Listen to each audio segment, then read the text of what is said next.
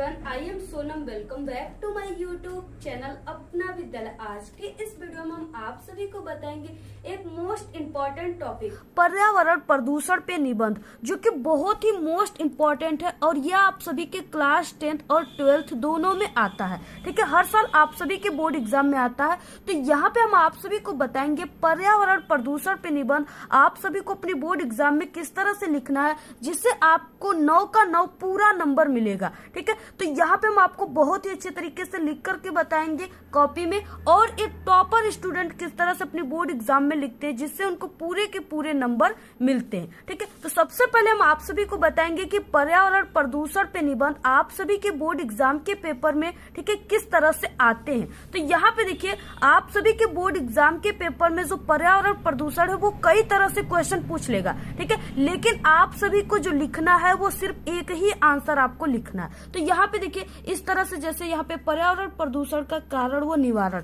ठीक है, ये भी आ जाता है। इसके बाद पर्यावरण प्रदूषण का समस्या और समाधान, इसके बाद नेक्स्ट धरती की रक्षा, पर्यावरण सुरक्षा, ठीक है, प्रदूषण पे निबंध, और यहाँ पे पर्यावरण सुरक्षा की महत्व, ठीक है, पर्यावरण प्रदूषण और निवारण का उपाय। यानी इतना जितना भी यहाँ पे पॉइंट है, टॉपिक है, ठीक है, इतना तरह से आप सभी के बोर्ड एग्जाम के पेपर में पर्यावरण प्रदूषण पे निबंध पूछता है। तो अगर कोई भी तरह से, अगर इस तरह से पर्यावरण प्रदूषण उसमें लिखा हुआ है, पूछा है क्वेश्चन, तो आपको सिर्फ वही लिखना है जो इस वीडियो में हम आप सभी को बताएंगे। और यहाँ पे देखिए, जो आप सभी के 2023 का बोर्ड का पेपर है, ठीक है, जो कि बिल्कुल वायरल पेपर है, इसमें भी आप सभी के जो निबंध है वो यहाँ पे देखिए पर्यावरण प्रदूषण पे निबंध दिया हुआ है, और ये 9 नंबर का है। ठीक है, क्लास 10th और 12th दोनों में आता है।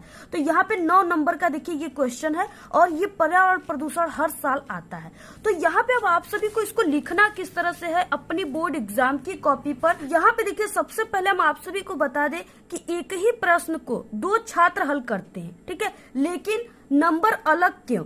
यानी एक ही क्वेश्चन को, एक ही निबंध को 2 तरह के छात्र हल करते हैं। ठीक है, पहला फर्स्ट स्टूडेंट जो कि बोर्ड एग्जाम में निबंध को लिखता है, तो उसको पूरे के पूरे 9 नंबर टीचर देते हैं। ठीक है, और सेकेंड स्टूडेंट जो है उसको यही निबंध वो लिखेगा, लेकिन उसको 6 नंबर सिर्फ टीचर देते हैं। तो ऐसा क्यों है? ठीक है, क्योंकि देखिए जो फर्स्ट स्टूडेंट है वो टॉपर स्टूडेंट है। ठीक है, और उसे बोर्ड एग्जाम में निबंध लिखने का सही तरीका पता है, जैसे एक टॉपर स्टूडेंट लिखते हैं, इसलिए टीचर उसको पूरे के पूरे 9 नंबर देते हैं। और जो सेकेंड स्टूडेंट है, ये नॉर्मल स्टूडेंट है, इसको पता ही नहीं है कि बोर्ड एग्जाम में निबंध कैसे लिखा जाता है। तो यहाँ पे हम आपको वही तरीका बताएंगे जो फर्स्ट स्टूडेंट लिख रहा है और उसे 9 नंबर मिल रहे हैं। ठीक है, तो आप लोग इस वीडियो को बिना स्किप किए देखिएगा, तभी आपको पूरा निबंध समझ में आएगा। सबसे पहले देखिए, ये प्रश्नोत्तर संख्या 9 था। ठीक है, तो यहाँ पे आपको 9 लिख देना है। इसके बाद पर्यावरण प्रदूषण, यानी जो टॉपिक पर आपको लिखना है निबंध,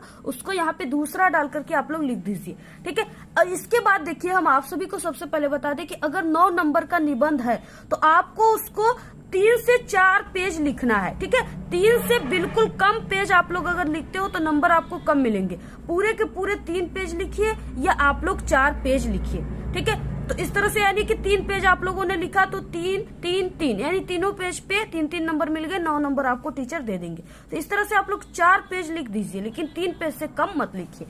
इसके बाद देखिए, यहाँ पे सबसे पहले आप लोग कोई भी निबंध लिखते हो तो आपको यहाँ पे रूपरेखा हेडिंग डाल देना है। इस तरह से ब्लैक पेन से रूपरेखा में आपको क्या लिखना है कि आप लोग इस जो निबंध है इसके अंतर्गत जो भी आप लोग हेडिंग का यूज करोगे वही आपको रूपरेखा में लिखना है। ठीक है, सबसे फर्स्ट हेडिंग प्रस्तावना रहेगा, दूसरा प्रदूषण के प्रकार, ठीक है, या प्रदूषण के अर्थ, तीसरा है पर्यावरण प्रदूषण का कारण, प्रदूषण को रोकने का उपाय। हेडिंग जो है वो इम्पोर्टेंट है, उपसंहार। ठीक है, तो इतना आप सभी को इस पर्यावरण प्रदूषण पे यहाँ पे लिखना है। तो सबसे फर्स्ट था प्रस्तावना, तो यहाँ पे आपको लिख देना है प्रस्तावना। इस तरह से जैसे हमने लिखा है उसी तरह से आपको लिखना है। तो यहाँ पे देखिए, प्रस्तावना में आपको क्या लिखना है? विश्व में तेजी से बढ़ती जनसंख्या पर्यावरण प्रदूषण का कारण है। ठीक है, इसके बाद प्रदूषण का अर्थ। अब यहाँ पे देखिए, प्रदूषण के अर्थ को आप लोग यहाँ पे भी लिख सकते हो और इसका एक हेडिंग भी बनाकर लिख सकते हो। ठीक है, तो यहाँ पे प्रदूषण का अर्थ, स्वच्छ वातावरण में ही जीवन का विकास संभव है। ठीक है, और प्रदूषण का जो अर्थ है वो अपने आसपास का वातावरण दूषित हो जाना ही प्रदूषण कहलाता है, या पर्यावरण प्रदूषण कहलाता है। ठीक है, इस तरह से आपको लिखना है। इसके बाद देखिए, नेक्स्ट है प्रदूषण के प्रकार। यानी प्रदूषण कितने प्रकार के हैं वही आपको लिखना है, और उसके बाद जितने भी प्रकार के उसको एक एक हेडिंग डालकर उसके बारे में लिखना है।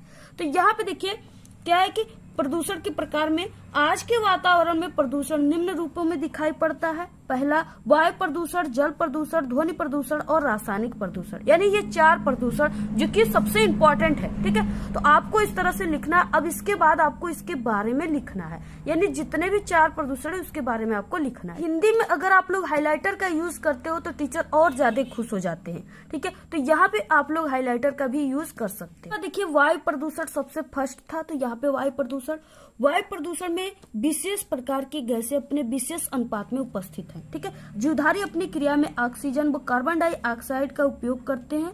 मानव अपनी आवश्यकता के कारण वायु को क्या कर रहा है, प्रदूषित कर रहा है। ठीक है, इस तरह से देखिए बहुत ही हम सरल भाषा में आपको बता रहे हैं। आपको ऐसा कहीं पर कोई भी नहीं बताएगा, बिल्कुल सरल भाषा में टीचर ऐसे ही लिखावट पे आपको नंबर देते हैं। ठीक है, यानी बिल्कुल आप लोग अपने शब्दों में कोई भी निबंध लिखे हो तो आपको टीचर नंबर देते हैं। तो यहाँ पे देखिए जल प्रदूषण आपको दूसरा डालना है। जल का हमारे जीवन में सबसे महत्वपूर्ण योगदान है। जल ही जीवन है जैसा कि कहा जाता है। ठीक है, जैसा कि आप लोग देखे होंगे कहीं टैंकर वगैरह पर लिखा रहता है जल ही जीवन है। जल में कुछ तत्व जैसे खनिज लवण, कार्बनिक, अकार्बनिक गैसें आदि का अधिक मात्रा हो जाना ही क्या कहलाता है, जल प्रदूषण कहलाता है। ठीक है, तो अगर आपकी हैंड राइटिंग अच्छी नहीं है तो आप लोग ठीक है 2 पेन के बीच में एक पेन की गैप इस तरह से देकर और एक हेडिंग पूरा होने के बाद 1 या 2 लाइन की गैप देकर आपको नेक्स्ट हेडिंग लिखना है। इससे आप सभी की हैंड राइटिंग काफी अच्छी लगेगी देखने में। ठीक है, और कट पिट बिल्कुल भी नहीं करना है। नेक्स्ट है ध्वनि प्रदूषण।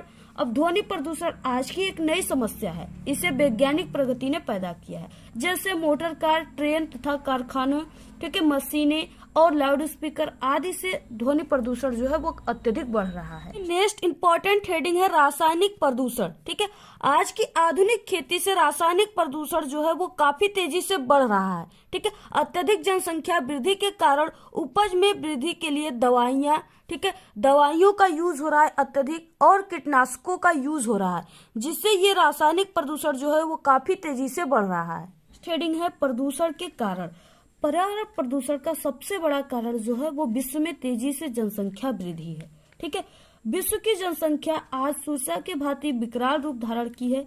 दूसरा कारण विज्ञान है, मानव पर इसका बुरा प्रभाव भी पड़ रहा है। ठीक है, इसके बाद नेक्स्ट है प्रदूषण को रोकने का उपाय।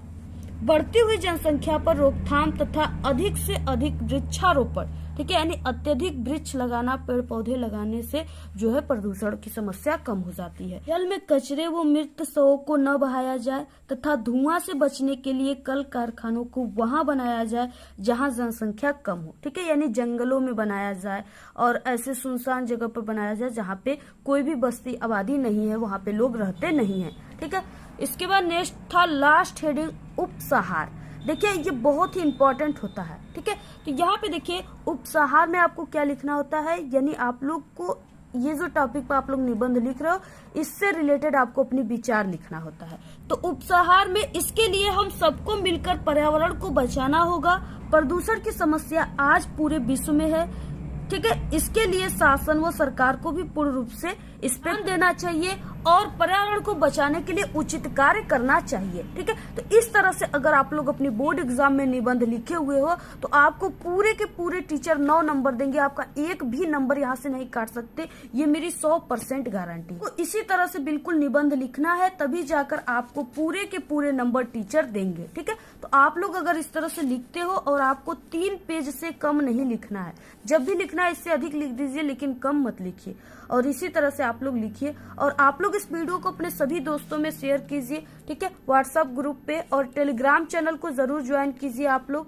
और आपको जिस टॉपिक पे वीडियो चाहिए आप लोग जरूर कमेंट करके बताइए। ठीक है, अगर आप लोग हिंदी में कमजोर और बोर्ड एग्जाम में पास होना चाहते हो तो इसी वीडियो के लास्ट में आपको 4 वीडियो दिखेंगी, वहां से आपको हिंदी में ट्रिक की वीडियो भी मिल जाएंगी बिना पढ़े पास होने की। अगर आप लोग उस ट्रिक का यूज अपने बोर्ड एग्जाम में करते हो तो 100% गारंटी आपको पूरे के पूरे नंबर मिलेंगे। ठीक है, तो आप लोग उस वीडियो को भी जरूर देख लीजिए। तो आपको ये वीडियो कैसा लगा? अगर वीडियो पसंद आए तो एक बड़ा सा लाइक कर दे, चैनल पे नए तो सब्सक्राइब जरूर करें। आप लोग इस वीडियो को ज्यादा से ज्यादा अपने सभी दोस्तों में शेयर कीजिए। हमारे चैनल पे बोर्ड एग्जाम से रिलेटेड कई इंपॉर्टेंट ट्रिक और टिप्स की वीडियो अपलोड है। आप लोग अगर विजिट नहीं किए तो एक बार आप लोग हमारे चैनल पे विजिट जरूर करें। तो आज के इस वीडियो में सिर्फ इतना ही। आप लोग कमेंट करना बिल्कुल ना भूले। Thanks, all the very best, bye bye.